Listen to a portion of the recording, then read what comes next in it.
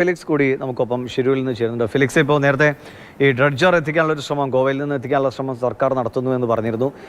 ഇന്നലെയും കാർവാർ MLA ഒക്കെ അവിടെ ഉണ്ടായിരുന്നു, ഇന്നുമുണ്ട്. അദ്ദേഹത്തിൻ്റെ പ്രതികരണങ്ങൾ നമ്മൾ കാണുന്നുണ്ട്. ഈ ജില്ലാ ഭരണകൂടത്തിൻ്റെ ഭാഗത്തു നിന്ന് ഇപ്പോഴും ഒരു അകൽച്ച അത് പ്രത്യക്ഷമാണോ? എന്തെങ്കിലും പ്രശ്നങ്ങൾ അത് പരിഹരിക്കാനുള്ള നടപടികൾ കൂടി ഉണ്ടാകുന്നുണ്ടോ? ഡ്രഡ്ജർ ഏതായാലും അടുത്ത ദിവസം, അതായത് നാളെ സ്വാതന്ത്ര്യദിനമാണ്, നാളെ അവധിയാണ്, അതുകൊണ്ട് മറ്റന്നാൾ ഇവിടെ എത്തിക്കാൻ കഴിയും. അങ്ങനെ ഒരു ശ്രമം നടത്തുന്നു എന്നതാണ് കാർവാർ MLA സതീഷ് കൃഷ്ണ സെയിൽ വ്യക്തമാക്കിയത്.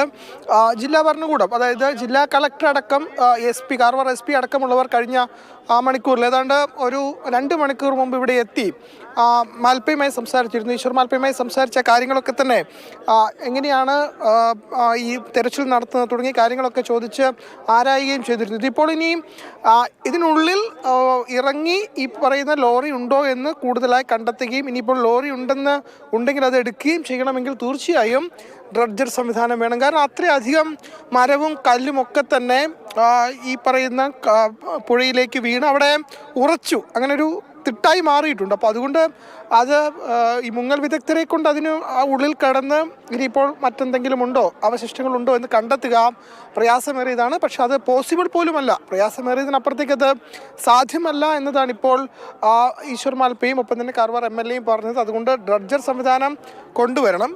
അതിനപ്പുറത്തേക്ക് ഈ മുങ്ങൽ വിദഗ്ധരെ കൊണ്ട് ചെയ്യാൻ കഴിയാവുന്നതിൽ പരമാവധി കാര്യങ്ങളുണ്ട്, അതൊക്കെ അവർ ചെയ്യുന്നുണ്ട് എന്നതാണ്. അങ്ങനെയാണ് ഈ അവശിഷ്ടങ്ങളൊക്കെ തന്നെ ഇപ്പോൾ കിട്ടുന്നത്. ഏതായാലും ഇപ്പോൾ നമുക്ക് ദൃശ്യങ്ങളിൽ കാണാം, നേവിയുടെ സംഘമുണ്ട്, ഈശ്വർ മാൽപ്പയുടെ സംഘമുണ്ട്. ഈ എല്ലാവരും ചേർന്ന് ഈ തെരച്ചിൽ ഈ പ്രദേശത്തെ കേന്ദ്രീകരിച്ച്, ഇവിടെയാണ് ഏതാണ്ട് ഒരു 4 മണിക്കൂറെങ്കിലുമായി ഈ പ്രദേശത്ത് മാത്രമായി തെരച്ചിൽ കേന്ദ്രീകരിച്ചിട്ട്, അങ്ങനെ ഈ നേരത്തെ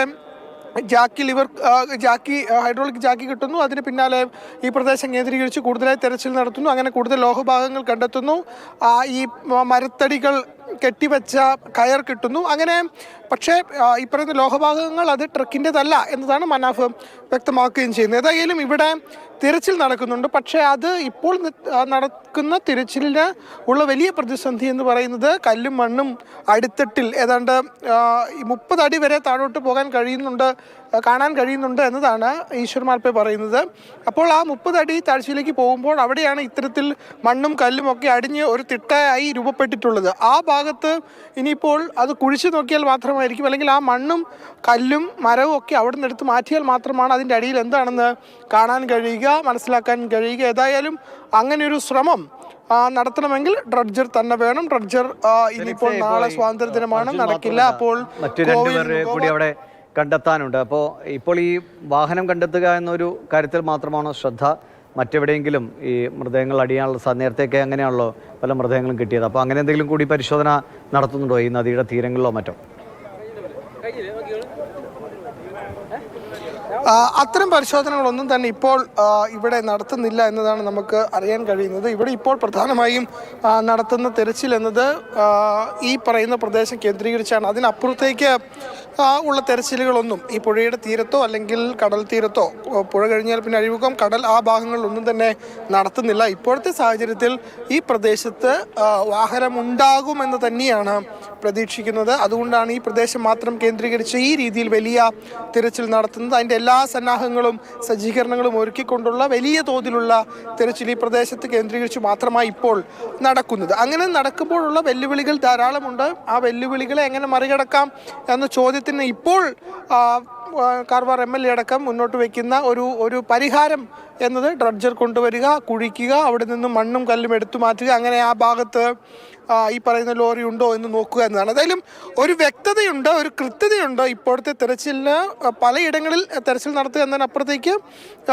ചില സ്ഥലങ്ങൾ കേന്ദ്രീകരിച്ച് കൂടുതൽ തെരച്ചിൽ നടത്തുകയും അവിടുന്ന് ചില കാര്യങ്ങൾ ലഭിക്കുകയും ഉണ്ട് എന്നത് പ്രതീക്ഷ നൽകുന്നതാണ്. പക്ഷേ അതിനപ്പുറത്തേക്ക് നമ്മൾ ആഗ്രഹിക്കുന്നത് ആ വാഹനം കണ്ടെത്തുക, അതെവിടെയുണ്ട് എന്ന് മനസ്സിലാക്കുക തുടങ്ങിയ കാര്യങ്ങളാണ്. അതിലേക്കിപ്പോൾ കാര്യങ്ങൾ എത്തിയിട്ടില്ല. അതിൻ്റെ പ്രധാനപ്പെട്ട വെല്ലുവിളിയായി ഇപ്പോൾ നമുക്ക് മുൻപിലുള്ളത് ഈ കല്ലും മണ്ണും അടിഞ്ഞു കൂടി നിൽക്കുന്ന ഒരു ഇടമാണ് എന്നതാണ്. അത് ഈ ഈശ്വർ മാൽപ്പെ അടക്കമുള്ളവർ ഏതാണ്ട് 10 തവണയാണ് വെള്ളത്തിനുള്ളിൽ പോയി തിരിച്ചു കയറിയത്. 10 തവണയും അദ്ദേഹം പറയുന്നത് കാഴ്ചയുണ്ട്, വിസിബിലിറ്റി ഉണ്ട്, വെള്ളത്തിനുള്ളിൽ കാഴ്ചകൾ കാണാൻ കഴിയുന്നുണ്ട്. പക്ഷെ അത് മണ്ണും കല്ലും മൂടിക്കിടക്കുകയാണ്, അല്ലെങ്കിൽ അത് ചെളിയല്ല, ചെളിയിൽ പുതഞ്ഞതാണെങ്കിൽ നമുക്കത് കുറച്ചുകൂടി എളുപ്പമായിരുന്നു. പക്ഷേ അതങ്ങനെയല്ല, മണ്ണും കല്ലും അടിഞ്ഞു കൂടിയൊരു തിട്ടായി, ഉറപ്പുള്ളൊരു തിട്ടായി മാറിയിരിക്കുന്നു. അതുകൊണ്ട് അവിടെ ഈസിലി പോസിബിൾ അല്ല. അതായത് ഒരു മനുഷ്യനൊറ്റയ്ക്ക് പോയി അവിടെ നിന്നും എന്തെങ്കിലും കണ്ടെത്താൻ കഴിയുന്ന ഒരു സ്ഥിതിയല്ല, സാഹചര്യമല്ല അവിടെ ഉള്ളത്. അതുകൊണ്ട് അതിന് യന്ത്ര സംവിധാനം വേണം, ഡ്രഡ്ജർ വേണം എന്നതാണ്. പക്ഷേ ഒരു കാര്യം, കാലാവസ്ഥ വളരെ അനുകൂലമാണ്, വെയിലാണ്, പഴയതുപോലെ മഴയില്ല, അന്തരീക്ഷം മേഘാവൃതമല്ല. അതുകൊണ്ട് ഈ പറയുന്ന തിരച്ചിലിന് വളരെ അനുകൂലമായ ഒരു അന്തരീക്ഷം ഇവിടെ ഒരുങ്ങിയിട്ടുണ്ട്. അങ്ങനെ